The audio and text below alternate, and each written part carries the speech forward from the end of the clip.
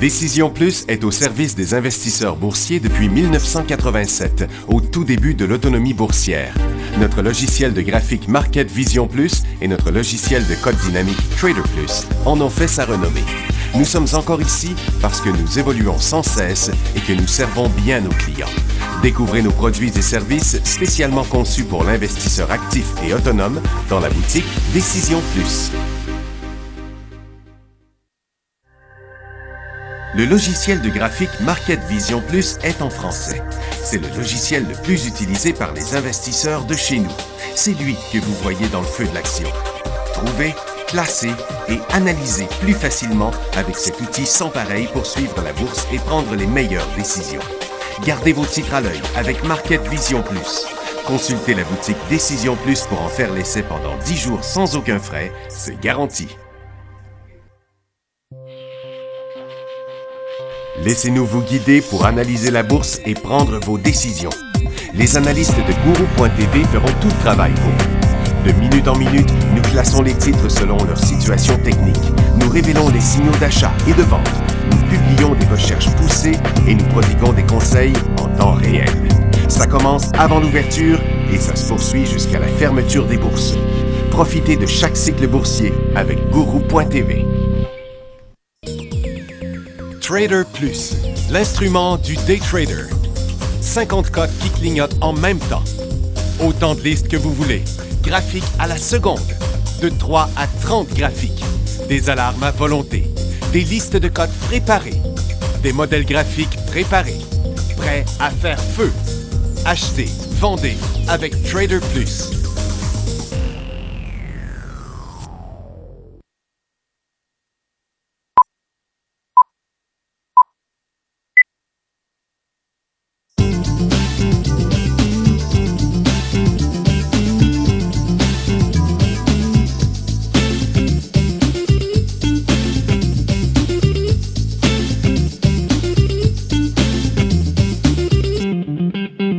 Bonjour, bienvenue dans le feu de l'action, mercredi le 26 octobre. On a beaucoup de volatilité sur les marchés ce matin. Ici, j'ai un graphique en 1 minute.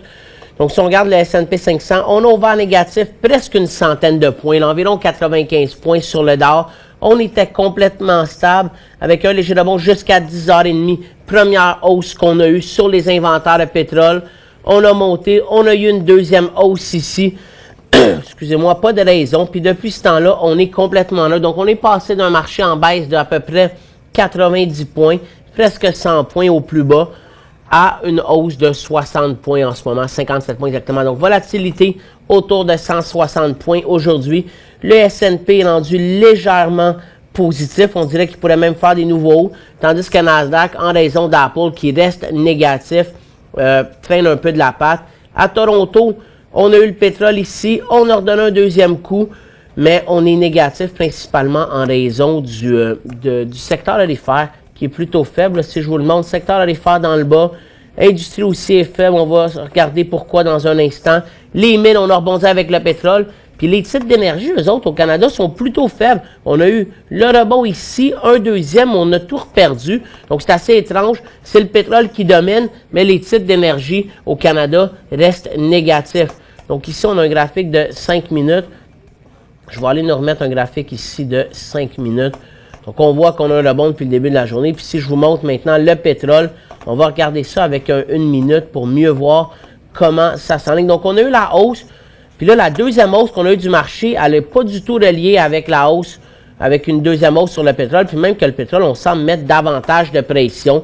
Le secteur aurifère, lui, est en baisse l'or depuis le début de la journée. On perd en ce moment 5 $. C'est pas beaucoup, mais le secteur retourne vers son support. Le pétrole, on est rendu à 49,65. L'argent complètement stable. Puis le gaz aussi, on chute depuis le début de la journée. Donc, c'est ce qu'on a.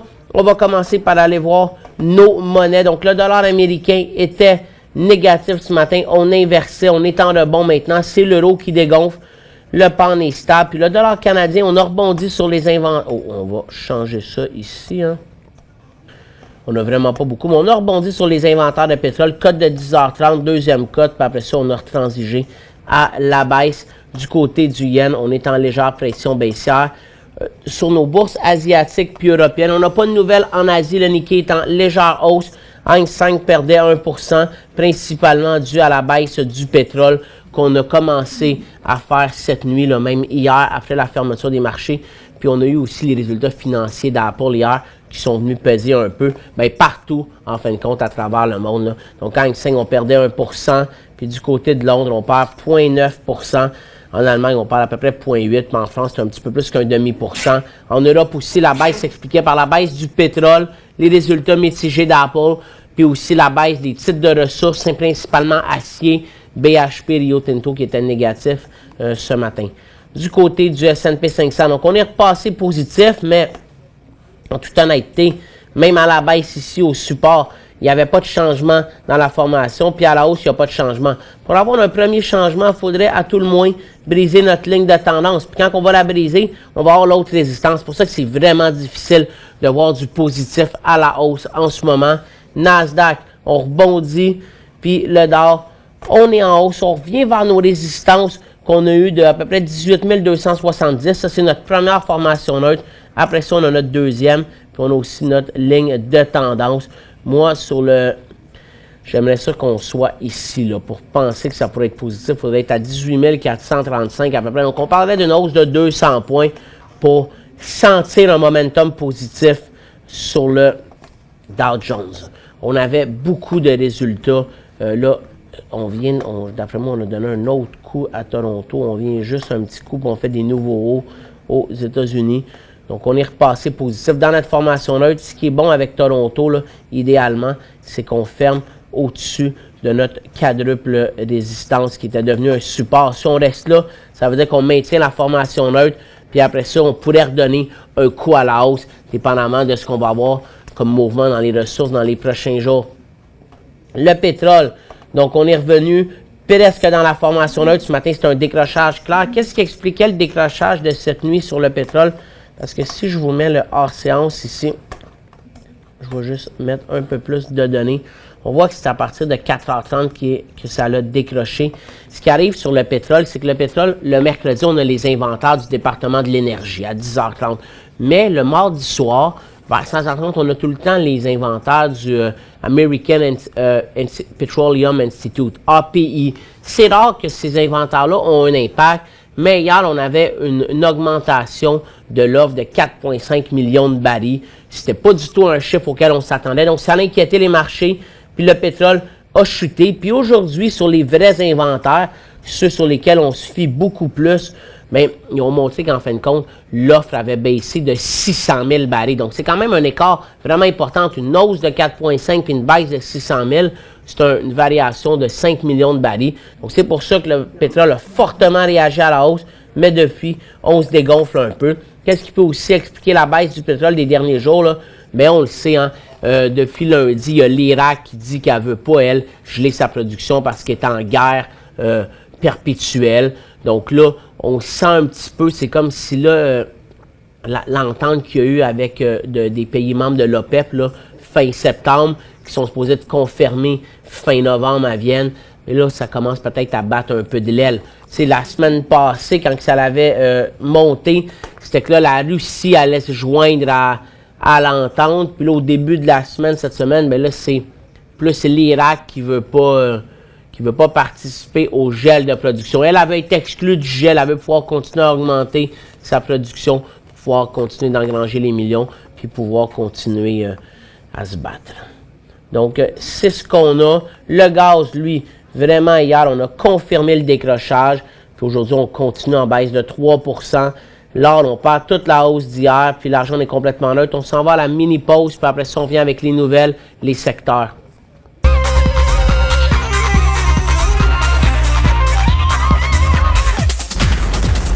Donc, on avait plusieurs résultats financiers. Ça a été long avant que les titres ils partent. Là. Boeing, au début, il était négatif, mais tout s'est passé à 10h30. Je vais vous réenlever le hors-séance. On n'en a plus besoin.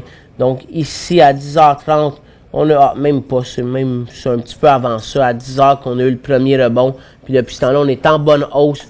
Donc, Boeing, résultats financiers, il était bon. Garmin, on est en hausse aussi sur ses résultats financiers. Mondelez aussi, ça, on sait que c'est le spin-off de Kraft. C'est devenu Kraft puis Mondelez.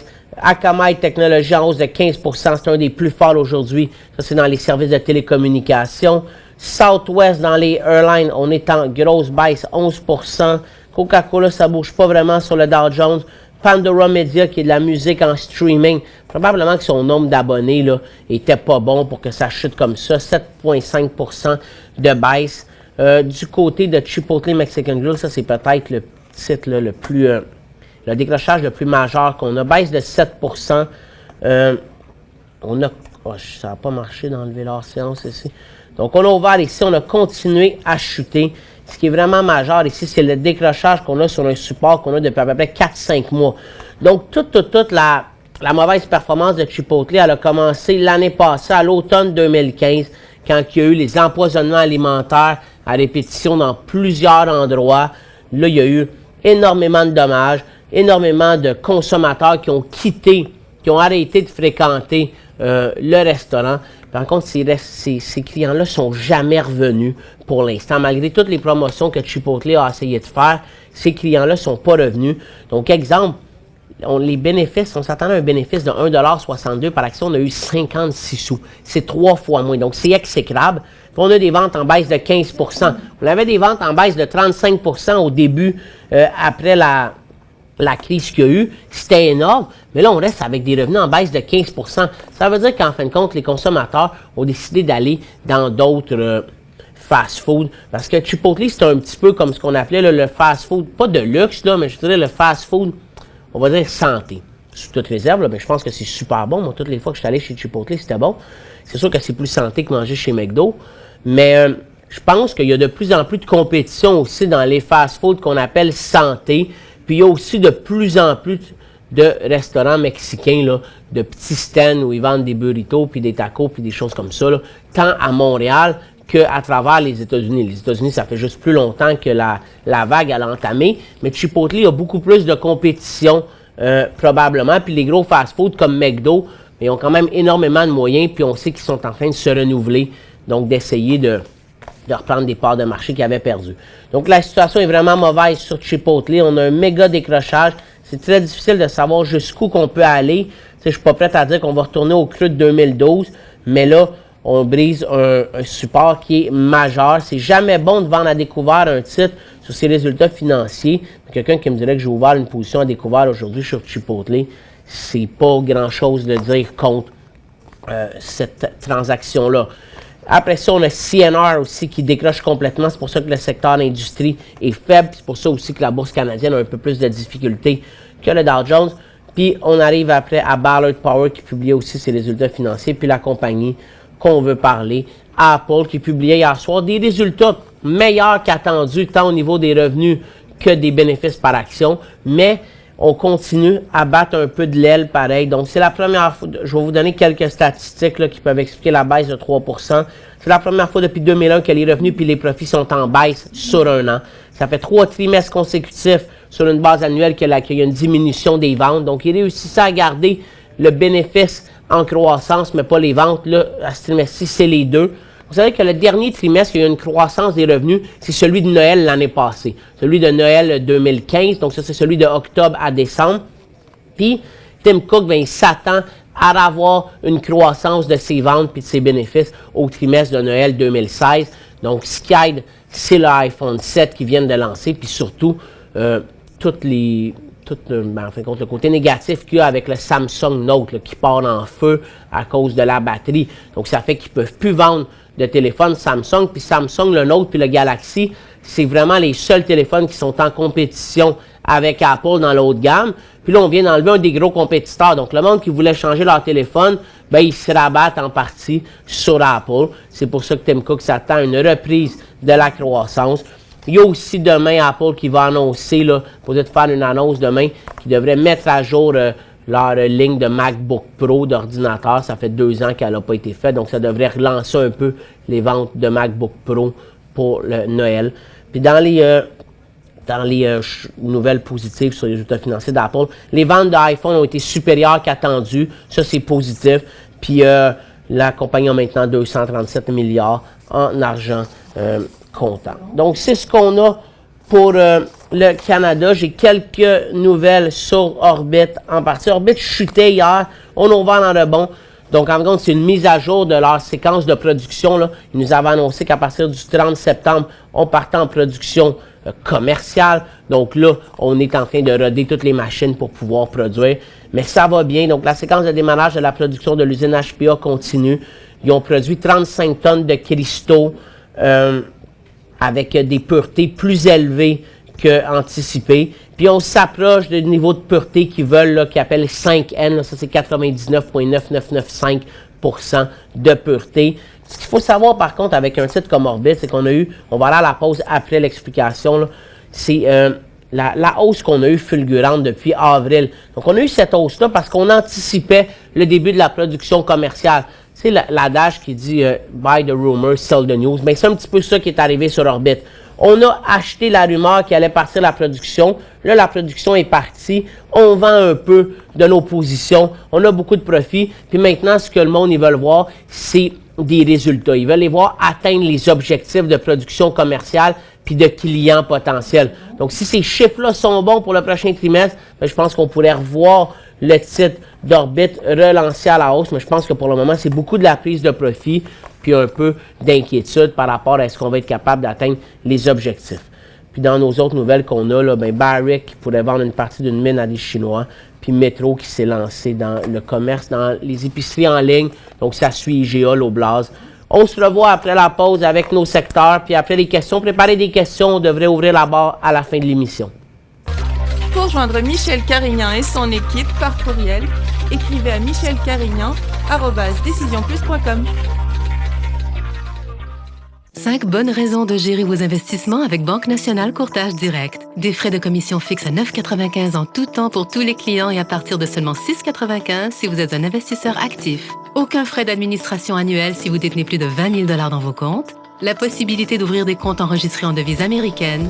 Des outils performants afin de faciliter vos prises de décision. Un service à la clientèle primé et un niveau de satisfaction parmi les plus élevés de l'industrie. Pour en savoir plus, visitez le bncd.ca ou appelez-nous dès maintenant. Décision Plus est au service des investisseurs boursiers depuis 1987, au tout début de l'autonomie boursière. Notre logiciel de graphique Market Vision Plus et notre logiciel de code dynamique Trader Plus en ont fait sa renommée. Nous sommes encore ici parce que nous évoluons sans cesse et que nous servons bien nos clients. Découvrez nos produits et services spécialement conçus pour l'investisseur actif et autonome dans la boutique Décision Plus.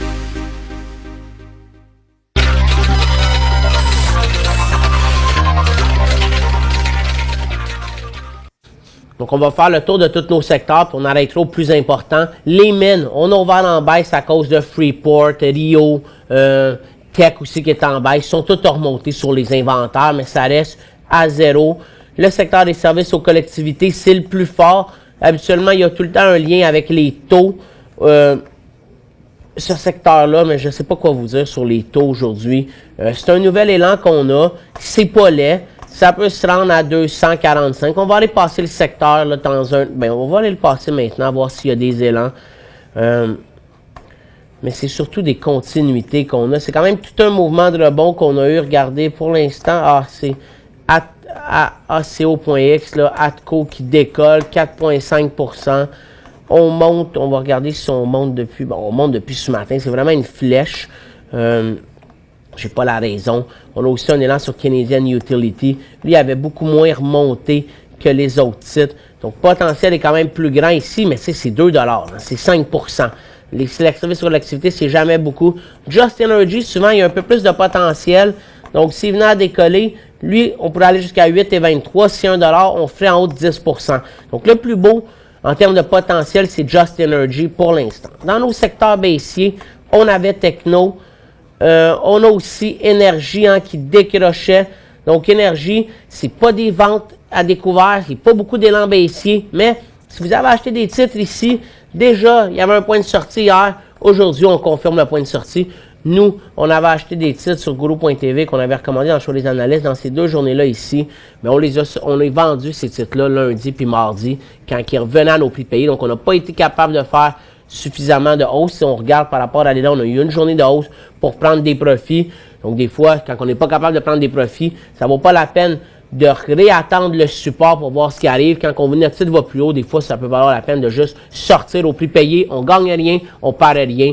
Donc, c'est une transaction nulle. C'est toujours mieux une transaction nulle qu'une transaction à perte. Puis, industrie, ben, c'est CNR, là, le principal responsable. Donc, Techno, je vais vous le montrer.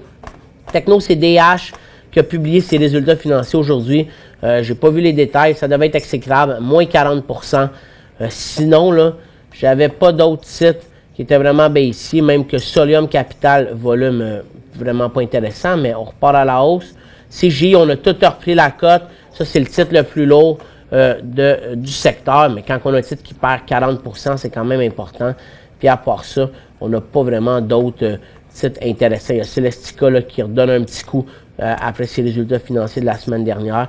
Donc, c'est vraiment la baisse là, est due exclusivement à DH qu'on a ici, là, Davis Anderson. Eux autres, c'est des services aux entreprises, des chèques surtout. Puis dans nos secteurs neutres maintenant, finance est fort, c'est les banques qui repoussent à la hausse. Consommation de base, on a vu tantôt que Métro était fort. On pourrait passer en cycle aussi aujourd'hui. Télécom, ça rebondit, mais c'est dans notre couloir baissier, beaucoup moins intéressant. Secteur aurifère, ça, je vais en parler avec vous. On a eu une tentative de décrochage lundi. Ce qu'il faut faire attention avec le secteur aurifère, c'est dépendamment où vous avez acheté vos titres. Si vous avez acheté votre titre le 18 octobre, que vous avez pris un profit, puis que votre titre il reste dans sa formation neutre, on conserve, mais du moment qu'on a un décrochage, on devrait vendre la position. Je vais aller vous montrer quelques exemples. Pour ce qui est des autres secteurs, il n'y a pas grand-chose. Donc, aurifère, je vais vous donner l'exemple de Deto Gold. Deto Gold, nous, on l'a recommandé ici à 24,15, 24,18. Donc, on a pu prendre un profit le lendemain.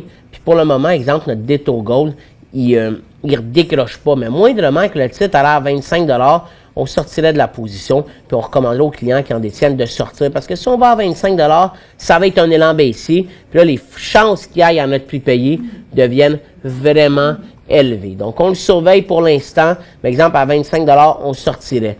Donc là, si je prends d'autres titres comme celui-là, IAM Gold, s'il est acheté là, c'est un des plus performants. Donc, probablement que vous auriez pu prendre 2 profits. Mais si on décroche à 5,20, 5,15, on devrait sortir parce qu'on va s'enligner vers ça. Des fois, c'est mieux de sortir avant qu'on vienne au prix payé. Comme ça, on continue à faire de l'argent. Parce que le but, c'est quand même de faire le plus possible de l'argent. Il faut savoir aussi qu'il y a beaucoup de titres aurifères qui vont publier ce soir puis demain. Donc, ce soir, c'est Barrick Gold, Gold Corp puis Agnico Eagle qui publient. Demain, il y a Eldorado Gold, New Gold. Puis il y en a d'autres. Demain aussi, il y a Tech, First Quantum, Suncor. Beaucoup de titres de ressources canadiens qui publient dans les 3 prochains jours des grosses et des petites capitalisations. Si vous en avez des titres, des fois, ça peut valoir la peine d'aller vérifier c'est quand les résultats financiers. Au Canada, c'est un peu plus compliqué, mais quand on fait une petite recherche sur Google, habituellement, on est capable de trouver la date. Des fois, c'est pas toujours la bonne date, là, mais pour les compagnies aux États-Unis et au Canada, ça, c'est beaucoup plus simple de trouver ces informations-là. Donc, même chose avec Agnico Eagle. Là. Si on l'a acheté ici, puis on passe en élan baissier, il faut sortir. C'est un titre comme Barrick Gold. Là.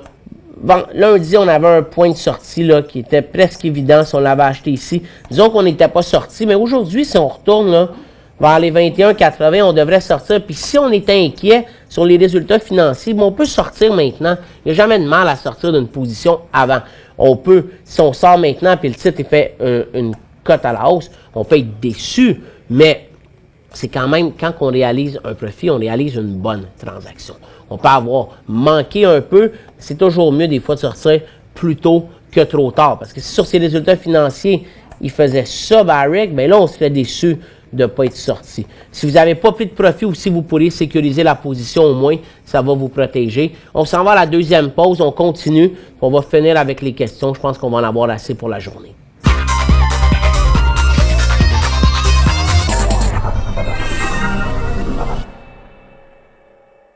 Cinq bonnes raisons de gérer vos investissements avec Banque Nationale Courtage Direct. Des frais de commission fixes à 9,95 en tout temps pour tous les clients et à partir de seulement 6,95 si vous êtes un investisseur actif. Aucun frais d'administration annuel si vous détenez plus de 20 000 $ dans vos comptes. La possibilité d'ouvrir des comptes enregistrés en devises américaines.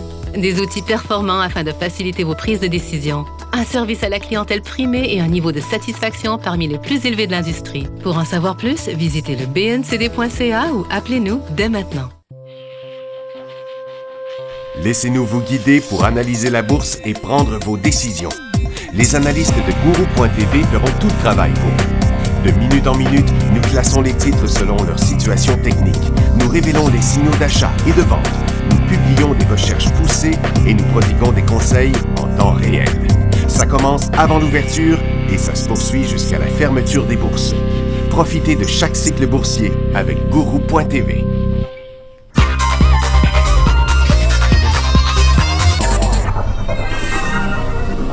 On va regarder quelques autres exemples dans l'or. Je vais vous montrer des titres qui sont plus à l'aise. Donc, Sandstorm, qui est un super bel élan haussier. Ici, ça, c'est un titre, donc, on n'a pas été en mesure de prendre un profit, à moins que vous l'aviez acheté tôt dans la journée. Mais là, lundi, c'est un élan baissier. Puis hier, on a sauvé les mêmes, mais aujourd'hui, on est en train de redécrocher. Donc, il ne faut pas hésiter à vendre ce titre-là. Si on l'a acheté surtout assez haut, il ne faut pas attendre qu'il soit rendu à 6,15, 6,10, puis qu'on perde 7 T'sais, on peut presque s'en sauver en ce moment avec une perte autour de 0, de 1 Puis des fois, c'est la chose à faire.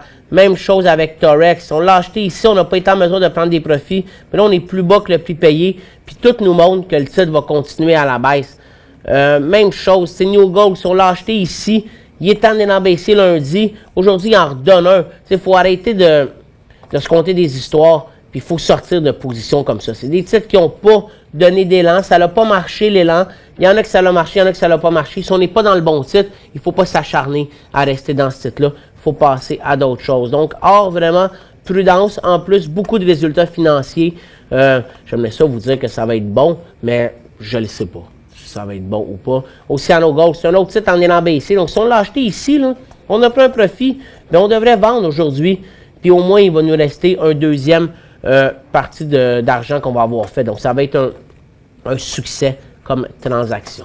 Donc, c'est un peu la même stratégie dans l'énergie. Puis après ça, on va aller répondre aux questions. Tu sais, un titre exemple comme Prairie Sky, là, il était en élan cette journée-là ou cette journée-là qui était achetable. Ça, c'était vendable hier. C'était vendable encore ce matin. Et là, ça a l'air super beau maintenant. Mais tu sais, s'il retourne à 29 $, on devrait vendre. Là, je pense que si quelqu'un en possède, bien, il a été chanceux les 2 dernières journées. Mais ce titre-là, il est pas... il donne quand même beaucoup de pression à la baisse. J'ai-tu d'autres exemples? Kelt, si on l'a acheté ici, là, puis qu'on n'est pas sorti dans les derniers jours, on devrait penser à sortir aujourd'hui parce que là, il n'y a plus grand-chose qui peut arrêter le titre. Verison, même chose. Si on l'avait acheté ici aujourd'hui, il faut sortir. Altagas, si on l'a acheté ici, il faut se préparer à sortir. C'est exact. Pembina qu'on avait recommandé ici dans le choix des analystes. On est sorti cette journée-là parce qu'on pensait qu'on allait revenir au prix payé. Là, on sauve un peu les meubles jusqu'à date, mais il n'y a pas de... Moi, je me sens pas mal d'être sorti ici sur cette position-là. Puis il y a un autre qu'on avait recommandé, Trilogy, on l'avait recommandé ici. Bien, hier, on est sorti au prix payé. Donc, même s'il était encore au-dessus de son support pour aujourd'hui, ben, d'être sorti là, ça nous donne raison. Donc, on l'avait payé 7,90. Au lieu de perdre 50 sous aujourd'hui, on n'a rien perdu sur la transaction. Donc, des fois, quand on voit que le mouvement, que le pétrole décrochait, que ça ne marchait pas, mais des fois, il faut sortir plus tôt que plus tard. Donc, on va aller répondre aux questions maintenant. Donc, on commence avec NVM croissance, merci. En toute honnêteté, il n'y a rien à dire là-dessus. PSG achat, Performance Sports Group. Ça, c'est un titre là, qui, c'est dur à évaluer. C'est pas un achat en ce moment, mais il y a une belle formation neutre, ça c'est certain. Je pense que l'achat, ça va être aux alentours des 5,80 d'avantage. Ce titre-là. Pour le moment, ici, on parlait de faillite, de restructuration, tout a été repris. Je me souviens plus ce qu'il y avait eu ici, là, mais regardez, on est quand même pas, on n'a pas passé là, la fermeture la plus haute qu'on avait faite le 11 mars. Donc, je pense que ça reste quand même une compagnie qui est en difficulté. Là. Moi, si vous vouliez en acheter d'Hellman, là, je retournerai voir qu'est-ce qui expliquait cette forte chute-là. Moi, je suis plus certain. Puis après ça, je m'assurerais qu'on ferme en haut des 5,62 avant d'en acheter. Ça, c'est des questions d'hier. MRE, c'est un point d'entrée ce matin. Ça, c'était le 24 du 10 à 42,40. Le 24 à 42,40, c'était un point d'entrée serré. c'était pas tout à fait en élan haussier. Il n'est pas tout à fait encore en élan haussier aujourd'hui, mais il redonne un coup. Ce qui est intéressant, par contre, c'est qu'on inverse notre couloir si on donne un élan. Donc oui, ça peut être un achat métro. Les titres d'épicerie ont beaucoup chuté. C'est sûr qu'on achète un titre d'épicerie en ce moment. Ben, on sort à 41,28 à peu près. C'est pas une grosse perte. Le potentiel, c'est qu'il retourne vers les 47 $. Je pense que Métro, il se performait vraiment, vraiment bien. Là, c'est pourquoi il a baissé. Mais il y a beaucoup de pression sur les prix, là. On sait que je pense que c'est l'Oblast qui a demandé à ses fournisseurs de baisser ses prix pour refiler cette baisse-là aux consommateurs. Donc, Métro et IGA, c'est pour être les épiceries qui vendent leurs produits les plus chers. Donc, tu sais, peut-être qu'ils vont être obligés de baisser un peu leur prix, leur marge de profit, donc pour venir concurrencer aussi les Loblaws, mais surtout les Walmart, les Costco, qui prennent de plus en plus de parts de marché. HVU, j'ai deux questions. 3,78 doit vendre. Ben, on est à 3,21. Là, vous ne me dites pas quand vous l'avez acheté. Puis mon autre question, c'est quel serait le point d'achat? Moi, HVU, je le dis souvent, ben là, c'est HVU, il aurait pu être beau aujourd'hui, en donnant un coup à la hausse, mais il a donné un coup à la baisse. Donc, à 3,26, ça aurait pu être un point de sortie. Moi, HVU, là, on voit qu'il est en train de décoller par en haut. Il va donner un point d'entrée à 3,22. Donc, quelqu'un qui l'achète à 3,22, la seule chose qui est importante, c'est de sortir s'il va à 3,17 $. C'est tout. C'est la seule chose qu'il faut que vous vous préoccupiez si vous achetez HVU aujourd'hui.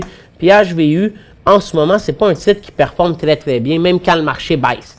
Ça veut dire que HVU, là, quand on l'achète, on veut être en mesure de prendre un profit avant la fin de la journée. Donc, en l'achetant ici à midi, au moins, on se donne 4 heures pour prendre un profit. Si le marché partait vraiment en correction, on pourrait aller plus haut que ce sommet-là. Mais ce qui est important à HVU, c'est vraiment de le transiger avec une perspective de day trading en premier avant le swing trading. Parce que c'est surtout avec le marché qui est complètement coincé dans sa formation neutre puis qui fait des hausses, des baisses. Mais dans ce temps-là, HVU, il a tendance à aller toujours plus bas. Donc c'est pour ça qu'en prenant un profit dans la journée, bien, on se donne une marge de manœuvre. Si le lendemain, il repart à la baisse, on peut vendre au prix payé. Donc, si on l'achète à 3,23 aujourd'hui, puis le plus important à HVU, c'est de sortir quand on a notre point de sortie intra-séance, parce que si le marché part à la hausse, ça peut aller assez rapidement que ce titre-là, il va décrocher, puis là, on va être rendu à 3,10, on va faire, putain, j'ai perdu 7% en 30 secondes. Il faut, quand on transige à HVU, là, il faut garder juste ça, il faut être concentré sur ce titre-là, puis il faut le transiger avec du temps pour prendre un profit dans la journée. Donc, ça met fin à notre émission. Donc, Nasdaq, on reprend notre couloir baissier à la baisse. Toronto aussi. Le DAR puis le S&P 500 résistent un peu plus. Dans nos secteurs canadiens, bien, c'est l'or puis c'est l'énergie qui ressemble partir à la baisse. Santé aussi. C'est pas mal ces secteurs-là qui baissent un petit peu. Mine est complètement stable. On se revoit demain à 11h30 dans le feu de l'action. Je vous souhaite une bonne fin de journée à tous.